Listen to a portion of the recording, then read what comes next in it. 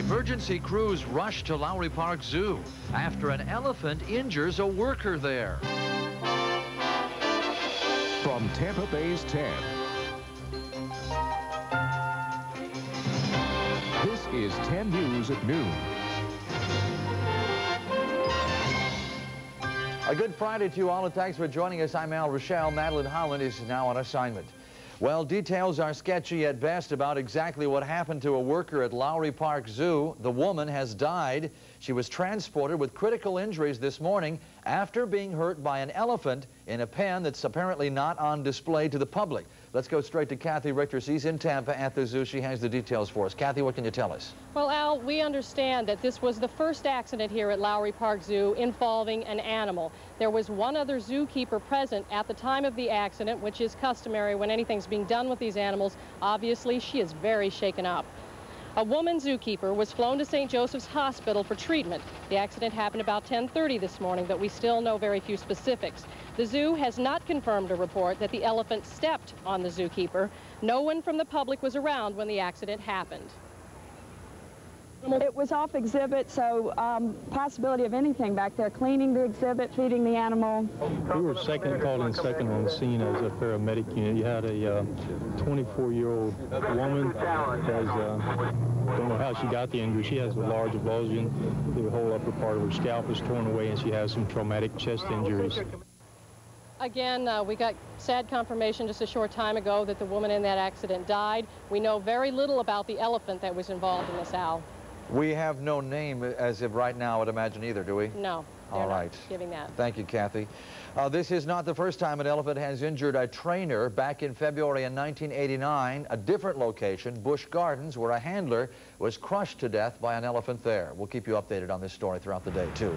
The farmers market in Tampa was the scene of an early morning shooting. A clerk was hit during a robbery at the market on Hillsborough and 30th Street. He is in critical condition. The gunman is still on the loose. Temple Terrace police makes quick work of finding the knife they say was used to kill 39-year-old Gerald Chapman. Investigators found what they were looking for in a lake in the town and country area known as Rocky Creek. 18-year-old Abbas Ali Kalandan was arrested yesterday and is now charged with murder and robbery in that case. An angry girlfriend is being blamed for a costly apartment fire in Orange County. 6 families managed to get out of the burning building alive, but everything they owned was lost in that 8-unit complex. A 19-year-old turned herself into police in Apopka late last night. Officials say she deliberately left an iron on her boyfriend's bed, all because of an argument the two had had.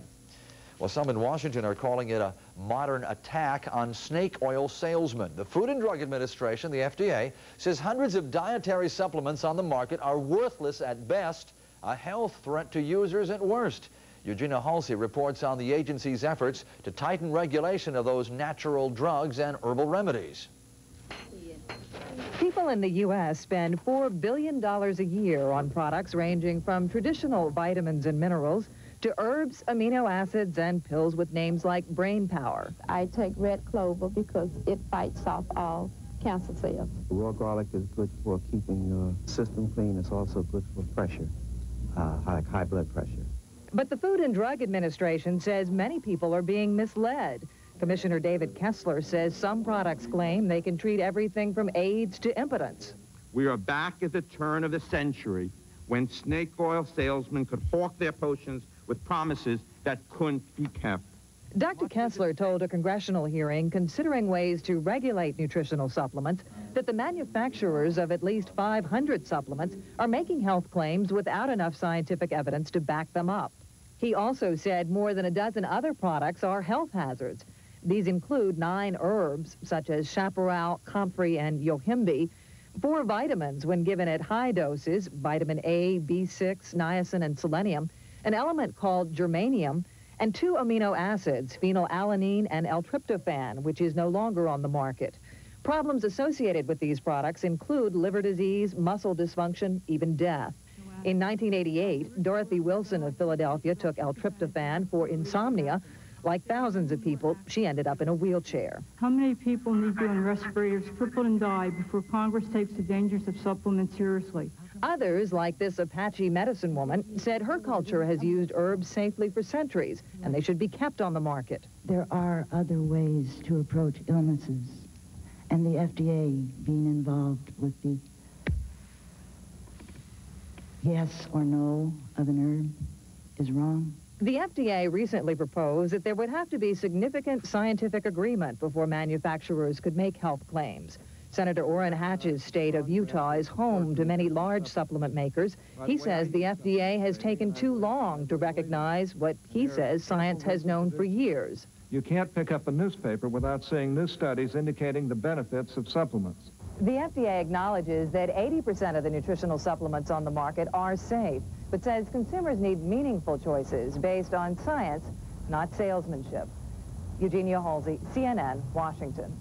Congress seems to be approaching debate on a compromise budget bill. It looks like the one up for consideration is going to fall short of President Clinton's goal of cutting the deficit by $500 billion.